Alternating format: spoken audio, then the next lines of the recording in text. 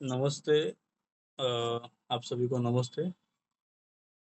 भारत के केंद्र सरकार ने अपने कैबिनेट मंत्रियों के साथ वन नेशन वन इलेक्शन को मंजूरी दे दी है और ये बस अभी राष्ट्रपति के साइन का इंतजार है। और मेरे ख्याल से 2029 तक ये पॉसिबल है कि वन नेशन वन इलेक्शन को अप्लाई कर दिया जाएगा। यानी सारे स्टेट इलेक्शन और प्लस जनरल इलेक्शन दोनों साथ में ही करवाए जाएंगे। इससे बहुत सारे पैसों की बचत भी होगी, जो हर साल साल दर साल जो स्टेट चुनाव होते हैं उसमें खर्च होता है। साथ ही जो सुरक्षा एजेंसीज हैं उनका भी समय बचेगा, ताकि वो पब्लिक पे भी ध्यान दे सके। अब इससे प्रॉब्लम ये आ रहा है कि जो मौजूदा सरकारें हैं, क्या उनको छोड़ना पड़ जाएगा अपना गवर्नमेंट, या उनको मतलब भारत सरकार उनको हटा देगा। क्या करना चाहिए और क्या नहीं करना चाहिए, इस पे हम आज बात करेंगे। तो ये बहुत एक अच्छा पहल है भारत के लिए कि सारे चुनाव एक साथ ही करवाए जाएं। ऐसे काफी पैसे भी बचत होंगे और जो इलेक्शन होगा वो पूरे देश का माहौल इसमें एक दो महीना एक ही रहेगा कि पूरे भारत में चुनाव है। तो एक्चुअल में मजा तो तभी आएगा कि सारे स्टेट एक साथ ही चुनाव करवाएं और सभी के रिजल्ट एक साथ ही आए। अब इसमें विपक्ष वाले लोग को बहुत प्रॉब्लम है कि वो क्या करेंगे, वो क्या मौजूदा सरकारों को गिरा देंगे, वो सरकारें कैसे चलेंगी, या उनका टाइम ड्यूरेशन बढ़ा दिया जाएगा 5 साल का।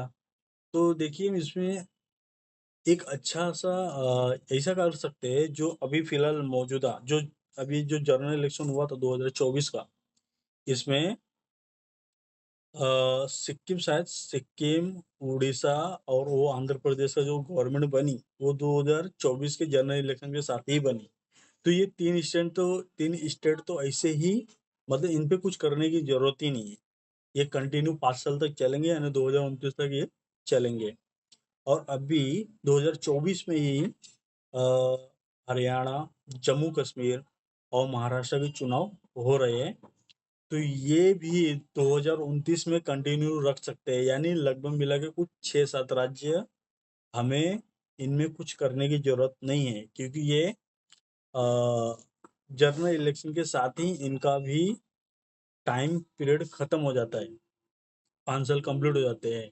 लेकिन जो भी आज चुनाव आगे आएगा, बंगाल का, मध्य प्रदेश का, यूपी का और केरला, कर्नाटक, बेंगलुरु, ये सब जो तमाम सारे तो 29 राज्य है, उसमें से ये जो सबका जो चुनाव आएगा, इसमें इसमें हमें ये करना है कि जो इनका टाइम पीरियड है, जैसे इनको 5 साल कंप्लीट किया जाए, करने दिया जाए 2029 के पहले पहले।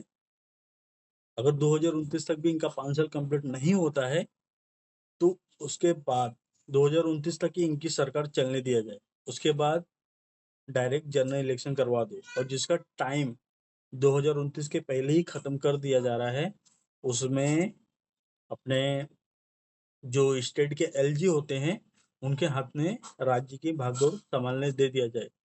इससे हमें इस 5 साल तो थोड़ी तकलीफ होगी, लेकिन जो आने वाला 2029 का इलेक्शन होगा वो बहुत ही ज्यादा अच्छा होगा। तो मैं चाहता हूँ कि उनका जो सरकार का जो टाइम है 5 साल का, वो कंप्लीट देना चाहिए।